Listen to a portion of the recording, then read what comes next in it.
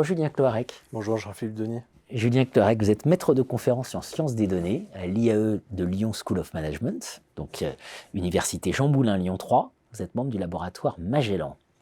On va parler ensemble méthode quantitative en management. Et là, vous nous dites, il est urgent de dépoussiérer un peu tout ça, là. Et notamment, vous avez, pour vous, il y a un logiciel qui est totalement décadent désormais. C'est le logiciel SPSS d'IBM. Ce qui est très intéressant, c'est qu'il est toujours très utilisé en recherche. Alors. Exactement. J'aime bien cette idée de décadence, qu'on voit bien en termes de citations scientifiques, si on regarde dans Google Scholar l'évolution des citations, qu'au début des années 2010, environ 400 000 papiers citaient SPSS comme méthode d'analyse. 8 ans après, en 2018, on est à moins de 100 000 papiers. Donc déjà, on voit qu'il y a un changement qui est de fait mis en œuvre. Bien sûr.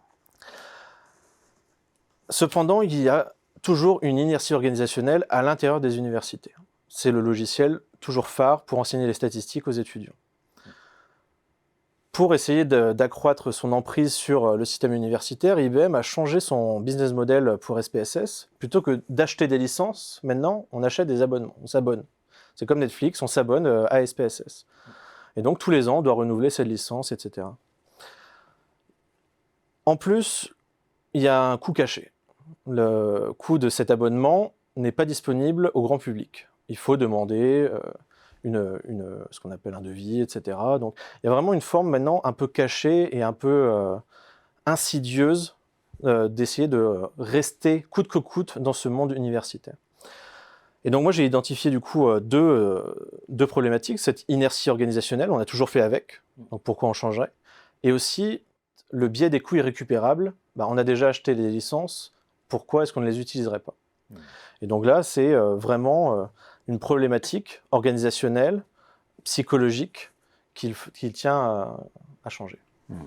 Alors, qui dit fin d'une ère, parce qu'on peut parler de l'ère SPSS, dit début d'une ère nouvelle aussi. Alors évidemment, est-ce que vous pouvez développer votre vision? Et je précise que vous avez une expérience d'enseignement très variée, donc peut-être aussi à la lumière de cette expérience très variée. Vous avez enseigné en France, en Allemagne, en Colombie, en Thaïlande. Alors, cette nouvelle ère qui s'annonce. Oh, oui. Donc en fait, plutôt que d'être normatif, il s'agit plutôt ici d'un retour d'expérience, justement. Et donc, l'idée, c'est de, à travers mon expérience, essayer d'être exemplaire.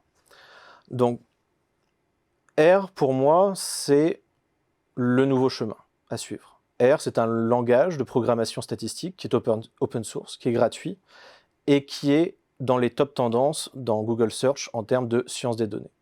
Donc le monde actuel, il est sur R, il n'est pas sur SPSS. Ensuite, les avantages de R pour la science, c'est qu'il permet la reproductibilité des résultats, notamment à travers une feature importante qui est R Markdown, dont Hadley Wickham, qui est un grand statisticien, est à l'origine. Et R Markdown, en fait, ça permet trois choses: d'analyser, de partager les résultats et de reproduire les résultats. On est dans un paradigme totalement différent d'un système de versioning, de closed source, etc.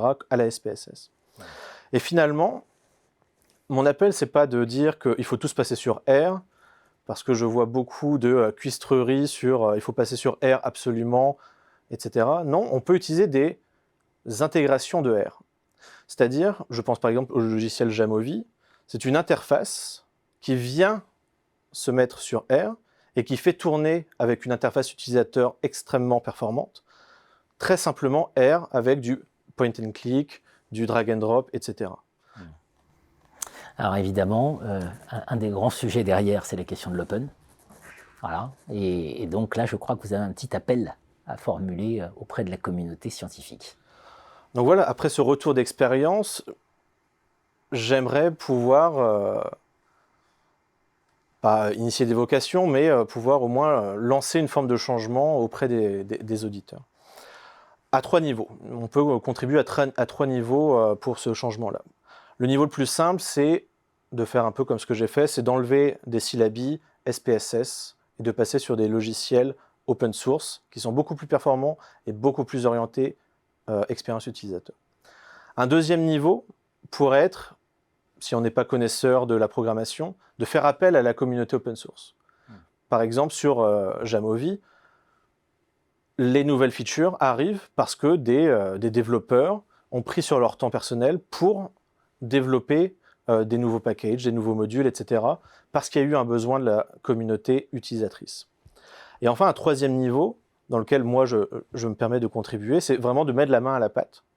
C'est d'identifier un besoin. Donc par exemple, vous parliez de mon expérience auprès des étudiants, c'est à partir du moment où je vois une certaine difficulté de programmation, de compréhension, etc., eh bien, je vais encapsuler ce problème-là à travers un package. Et donc, finalement, je transforme un problème d'utilisation en juste une contribution à la communauté pour simplifier les démarches d'analyse. Donc, voilà. On appelle qu'il faut entendre. Je rappelle qu'il y a une loi pour une république numérique, voilà, et l'open, la question de l'accès aux données, est au cœur de tous les sujets. Donc c'est peut-être le moment de changer un peu de braquet et de mettre de côté l'inertie et donc SPSS. Exactement. Merci Julien Clorac. Merci Jean-Philippe Denis.